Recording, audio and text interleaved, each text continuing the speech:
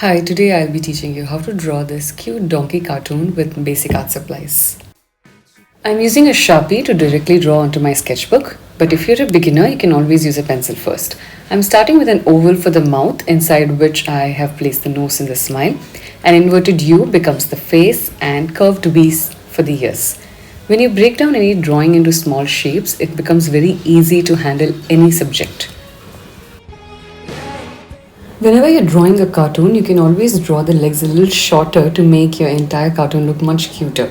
Now, if you draw the same donkey with longer legs, it will still look like a very cute cartoon, but an older version of the donkey. And in this style of shorter legs, it will look like a cute small donkey. Now that the hair is done, it's time to add the colors.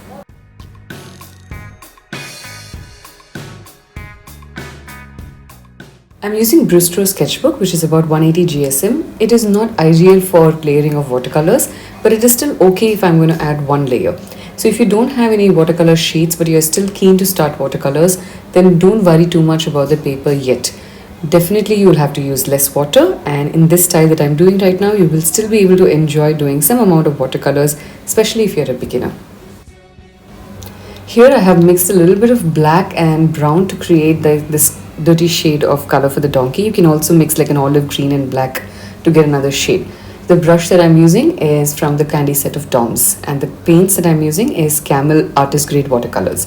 So I would still recommend you to use artist grade watercolors as compared to student grade, because if you're using student grade watercolors and if you're not using good paper, your entire experience of watercolors is going to be very bad and you might start hating it. So ideally, you will use good watercolor sheets of 300 GSM and just have fun with your paints, with your art supplies, and you will have a wonderful time making your cartoons, your paints, and just anything creative.